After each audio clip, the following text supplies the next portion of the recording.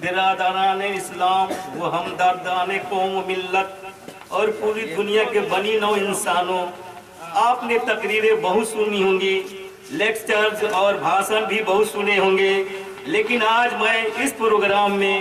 یعنی the truth of world program میں دنیا کی ایسی صداقتیں پیش کرنے جا رہا ہوں جسے آپ نے آج سے پہلے کبھی کسی بزم میں، کسی محفل، کسی مجلس میں نہ سنی ہوگی۔ ایسی سچائیاں جس کو سن کر آپ دنگ رہ جائیں گے، مگر شرط یہ ہے کہ پہلے آپ میری باتوں کو خوب غور سے سنیں اور انہیں سمجھنے کی کوشش کریں۔ دنیا کے تمام ایمان والے حضرات اس بات کو اچھی طرح جانتے ہیں کہ خالق کائنات نے اس جہاں میں کم و بیش 1,24,000 انبیاء کرام کو مبعوث فرمایا۔ لوگوں کی ہدایت اور نصیحت کے لیے انبیاء کرام کی یہ تعداد ایک اندازے کے مطابق پیش کی جاتی ہے۔ ان کی صحیح تعداد اللہ رب العزت کو ہی معلوم ہے۔ اس جہاں میں انبیاء کرام کی آمد کا سلسلہ حضرت آدم علیہ السلام سے شروع ہوا اور ہمارے پیارے آقا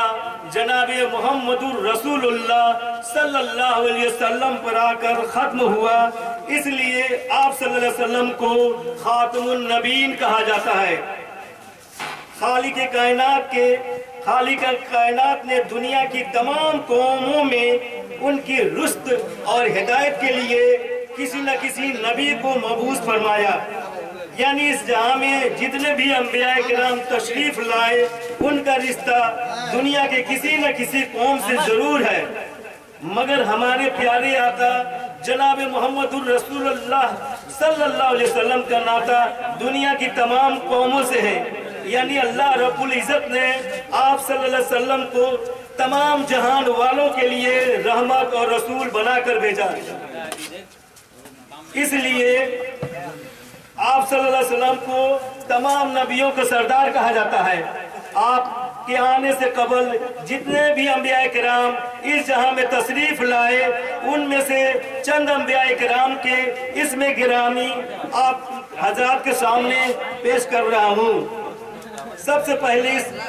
دنیا میں حضرت آدم علیہ السلام تشریف لائے، ان کے بعد حضرت عیسیٰ علیہ السلام، حضرت ادریس علیہ السلام، حضرت نوح علیہ السلام، حضرت ہود علیہ السلام، حضرت صالح علیہ السلام، حضرت ابراہیم علیہ السلام، حضرت اسماعیل علیہ السلام، حضرت اسحاق علیہ السلام، حضرت یعقوب علیہ السلام، حضرت یوسف علیہ السلام، حضرت یونس علیہ السلام، حضرت ایوب علیہ السلام، حضرت داؤد علیہ السلام، حضرت سلیمان علیہ السلام، حضرت شعیب علیہ السلام، حضرت ہارون علیہ السلام، حضرت موسیٰ علیہ السلام سے لے کر حضرت عیسیٰ علیہ السلام تک۔ اب یہاں سمجھنے کی بات یہ ہے کہ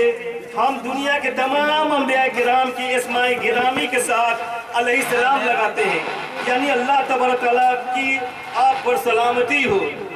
لیکن جب ہمارے پیارے آقا جناب محمد الرسول اللہ صلی اللہ علیہ وسلم کا نام نامی اس میں گرامی آتا ہے تو ہم صلی اللہ علیہ وسلم کہتے ہیں، یعنی اللہ تبارک تعالیٰ کا آپ پر درود و سلام ہو۔